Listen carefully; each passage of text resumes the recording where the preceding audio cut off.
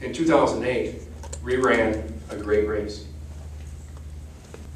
We accomplished everything that we set out to do, except for one thing, and that is to serve the people. Well, folks, we're back. We're back to serve you the way you deserve to be served. When we go home tonight and over the next couple days, very important. I just read in the paper that somewhat 17% is going to be voting. How much? 17% of the population will vote in a primary election. Now, I served in the Gulf War. I didn't serve for 17% of our population to go to the polls. We need to get the other 80-something% off their duffs to change this land. We need to start looking at our candidates, what their backgrounds are, what they stand for, and who they are. What type of education they might have. What are they going to bring for the people, by the people? Because it is time that we take our state back, it's time that we take our nation back, and it's time that we put we the people back into play. Thank you very much.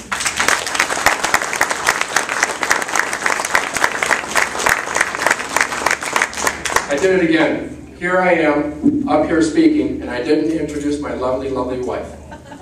Darla, please stand up.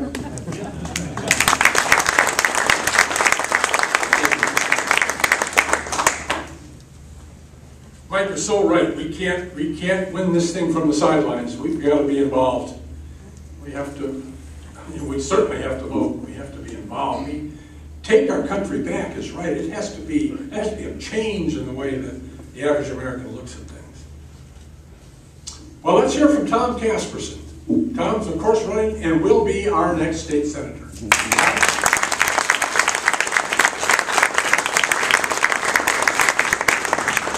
Good evening, everyone, and I'll tell you what, I'm going to take care of something immediately. Thanks, Mike. And my lovely wife, Diane, would just stand real quick. Would you stand, Diane?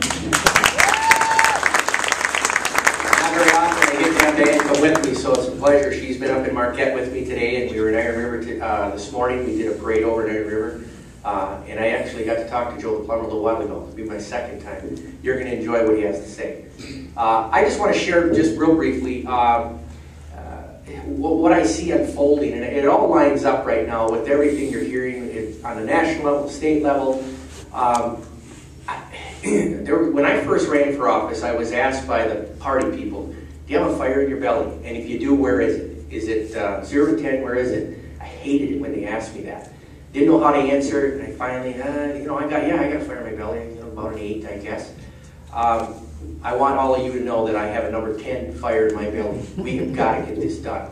And when I say get it done, the government has become an entity that is out of control. And I know folks get upset and get frustrated with their elected officials. I understand that, but I guess a word of warning, be careful you don't get deceived by thinking it's all about your elected officials. There's, in the state of Michigan, 53,000 state employees, 17 departments, directors, and ladies and gentlemen, they are driving the ship. And they're going around your elected officials. If I blame elected officials for anything, it's to not have a backbone and stand up to these people and be your voice in Lansing and say enough is enough, as Dan says on his billboard. It is time to stop this foolishness. When the DEQ starts regulating us right into oblivion, and the DNR keeps us off state land, and you've got the Department of Labor pressing down on us, any small business trying to get anything done, and we can't manufacture, we can't do anything, it's time to say enough's enough. They're taking the entrepreneurial spirit right out of us, and it's our fault if we let them do it. So I'm asking for your support. I'd like to go down there and form a team of people that are going to say enough is enough, and we're going to tell these departments that we've had enough of this. And I pray that we come together and we elect the right governor for this state, and with the right leadership and the people around him, we're going to change things. Michigan is the most beautiful state in the union. There is no reason we're struggling at 13% unemployment. There's plenty of opportunities. We got to stop the foolishness, and we'll take it back. One note, Thomas Jefferson, he said it 200 plus years ago,